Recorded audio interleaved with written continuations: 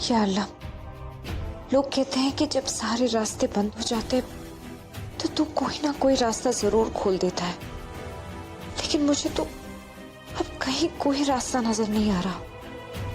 तनवीर ने सिर्फ अपने बेटे की जान नहीं ली, उसने मुझे और मेरी बहनों को बचपन में ही यतीम कर दिया। उसकी वजह से बड़ी अम्मी पूरी जिंदगी घुटती रही। उसने हमारे घर की, हमारे खानदान की सारी खुशियां छीन ली।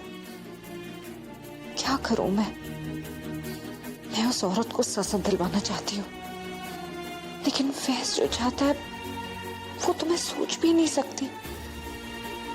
अल्लाह, अब बस तेरा भरोसा है।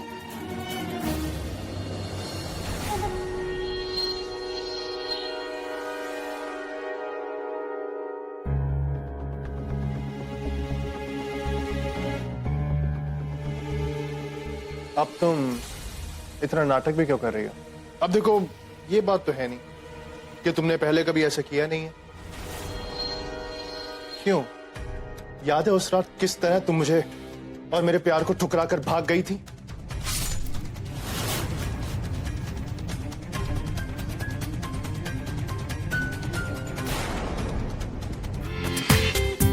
पूरा एपिसोड देखिए ZEE5 पर।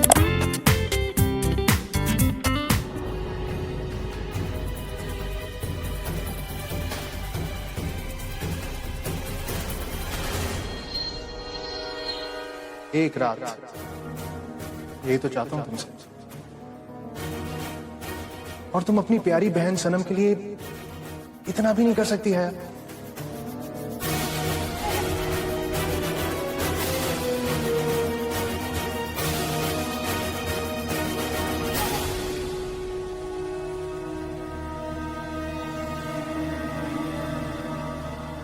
देखो ना आया, हमारी कहानी कहां से कहां पहुंच गई, और अब कहीं जाकर तुम मेरी बनोगी।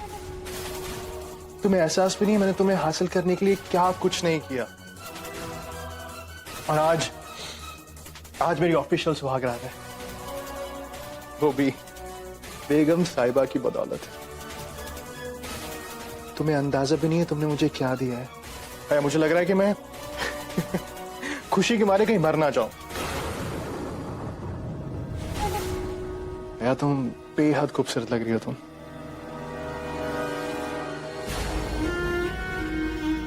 कबूल है।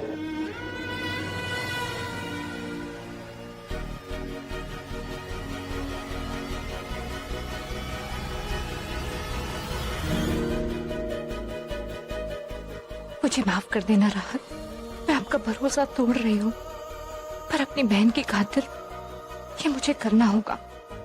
आज के बाद शायद मैं जीना ही भूल जाऊं, पर अपनी बहन की खातिर ये कुर्बानी भी मुझे मंजूर है।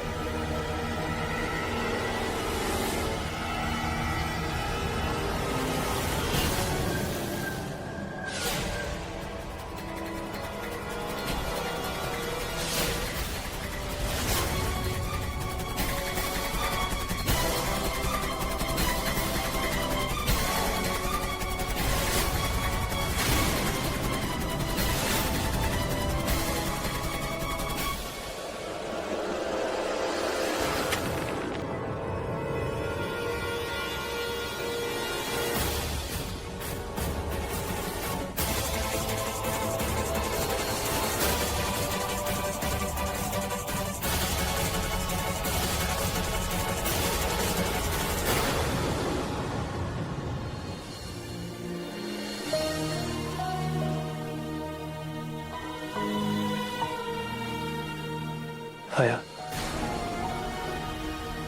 हया, हया।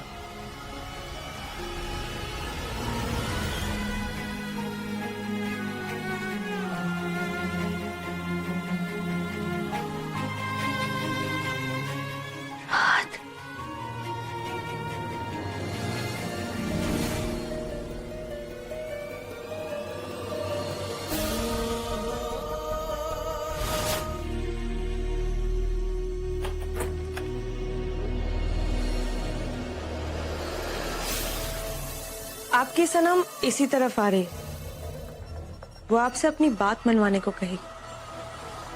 मुझे उम्मीद है कि आप उसे इतनी आसानी से शहर का पता नहीं देंगे। अब तुम हमें बताओगे कि हमें क्या करना चाहिए क्या नहीं। जो खेल तुम सीख रही हो ना, वो हम बहुत पहले से खेल रहे हैं। सनम से आहिल की डायरी जलवाना तो हमारे खेल की पहली चाल थी, और ऐसा करके सनम ने खुद ब खुद आहिल से अपने आप को अलग कर लिया। अब बारी है हमारी दूसरी चाल की। दोनों बहनों को फुदकने का बहुत शौक है ना। एक चिड़िया तो पहले से ही हमारी कैद में थी, अब दूसरी की बारी। आपके दिमाग में चल क्या रहा है? आप क्या सोच रही हैं?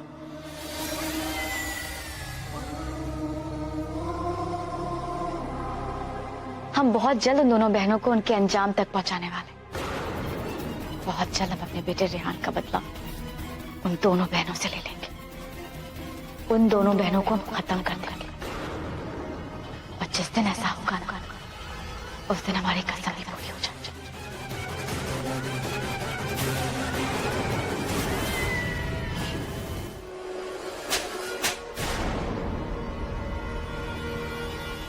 होश आ गया। हाँ?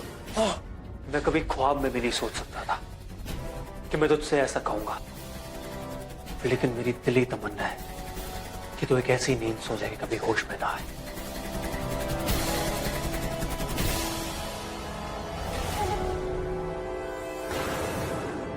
आप भाईजान उस हया के सामने मर्दानगी दिखा रहे हो क्या? जैसे ये हाथ पैर बंद करके मारोगे मुझे? तुम तो फौज के आदमी हो ना, तो एक फौजी की तरह लड़ो ना। ये हाथ खोलो ना, मेरे खोलो ना हाथ। क्या हुआ, हिम्मत नहीं है क्या? अरे कैसे मर्द हो तुम? अरे ये तो सोचो, जिस औरत के लिए ये सब कर रहे हो वो उसके लायक है भी नहीं। अरे इतना वक्त गुजारा है मैंने उसके साथ, और तुम तो जानते हो कि तुम्हारा छोटा भाई कितना कमीना है। क्या पता तुम्हारी वजह से जिस सुहागरात का मजा अधूरा रह गया, वो शायद मैं पहले ही बना चुका हूं।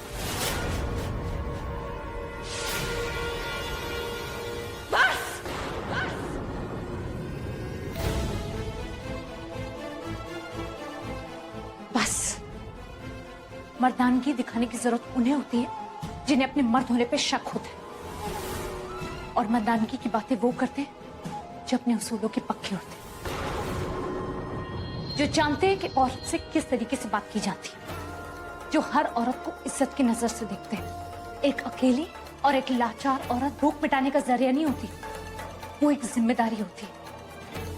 भला तुम क्या समझोगे फैज, जिसने अपने घर की औरत को नहीं बख्शा, जिसने अपनी खुद की भाभी पे गंदे इरादे रखे? तुम्हारा बस चलता ना तो तुम अपनी अम्मी तक को भी धोखा दे देते। चिल्लाओ मत, बहुत बोल लिए तुम और बहुत सुन ली मैं, लेकिन अब तुम्हारे बोलने का वक्त खत्म।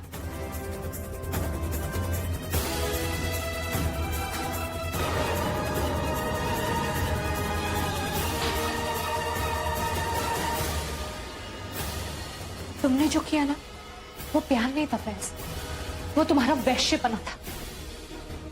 लेकिन अब बस, अल्लाह के करिश्मे से आज मेरे राहत जिंदा है, और ये इस बात का गवाह है कि मेरे अल्लाह को भी मेरी सच्ची मोहब्बत कबूल है। तुम प्यार का मतलब क्या समझोगे? तुम मेरे और राहत के प्यार को कभी नहीं समझ सकते, क्योंकि तुम इतने गिरे हुए इंसान हो कि तुम कभी नहीं समझ पाओगे कि मेरे और राहत के बीच में कितना प्यार। अरे बस, ये मोहब्बत की बातें करके है ना, ताजमहल नहीं बना करते, जुनून चाहिए उसके लिए, जुनून जो मेरे अंदर है। पूरा एपिसोड देखिए ZEE5 पर।